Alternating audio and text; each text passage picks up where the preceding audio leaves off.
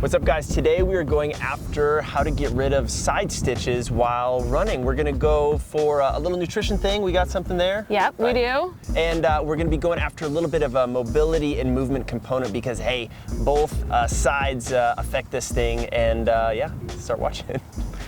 All right, guys, so I have Elizabeth Inpyn, our resident nutritionist extraordinaire, and she's gonna talk about some of the nutritional aspects of side stitches. So what are some of the things that you see and you know, kind of common things we could fix there? Sure. So the problem that I see with a lot of runners when they get side stitches come from two things. Comes from overhydrating, so drinking too much, and it comes from kind of overeating or eating the wrong thing. So if they are drinking really big gulps of water instead of taking smaller sips every so often, and if they're eating more solid foods that their body can't digest while they're running, so basically they just got this whole belly of slosh, and then they go out the door and it's just sloshing around, and then that's exactly. Or as they're running, they're consuming more than their body can handle. I gotcha. And so you want to really be careful with the idea when you're running is really smaller, more frequent.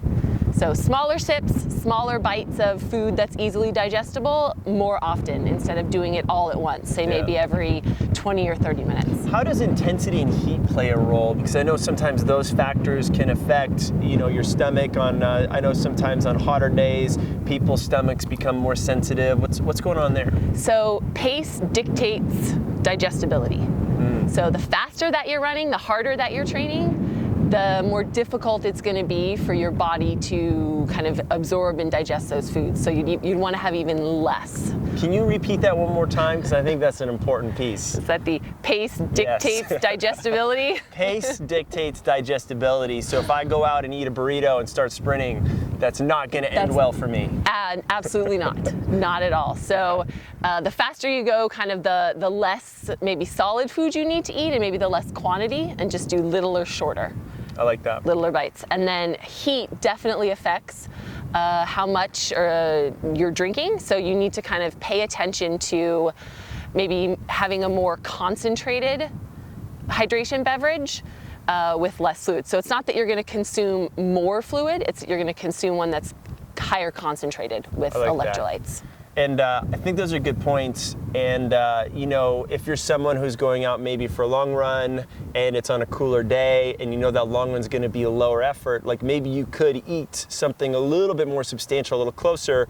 But if you find yourself headed to the track and you've got a gnarly workout that's coming your way, you wanna maybe give yourself a little bit more space. Exactly. So you leave it all out there on the track, but you don't leave it all out there on the track, if you know what I'm saying. Guys, in this next piece, we're gonna talk about some breathing issues that can affect those side stitches, specifically how we can sort of improve that diaphragm function. So guys, one of the things I've learned over the years about side stitches actually has to do with our breathing and the mechanics of that and the muscles that are in charge of our breathing.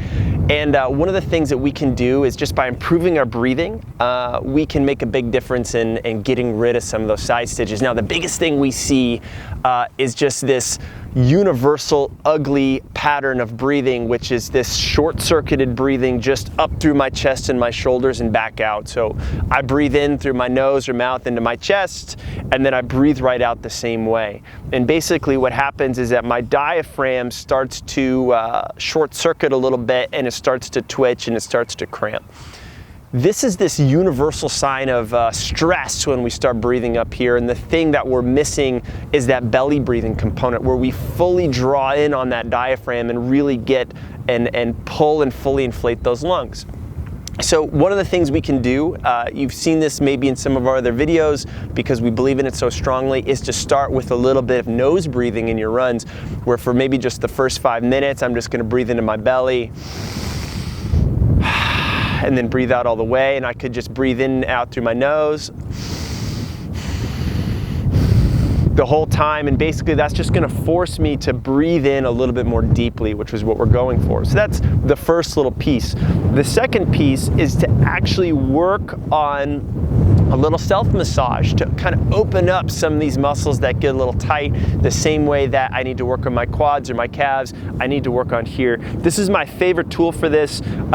This is from our friends over at Mobility WOD, Dr. Kelly Starrett. This is his Supernova, the blue ball. I like this because it's a little larger than a regular lacrosse ball, but those can work too.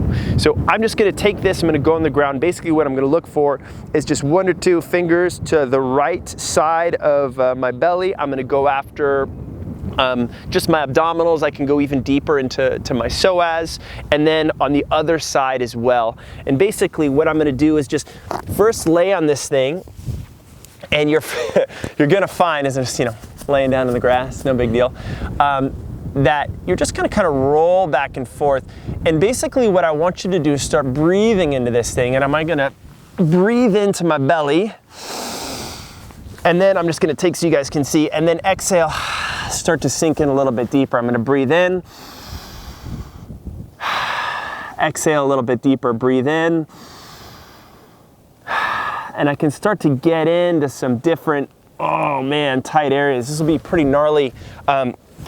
The Dr. Starrett calls this a little bit of gut smashing, because that's exactly what we're doing. And what I'm gonna do is spend a couple minutes on this side, spend a couple minutes on the other side. So I work on that, I work on my breathing, I think about how I'm eating and how I'm drinking before and during my workouts, and those side stitches will be a thing of the past.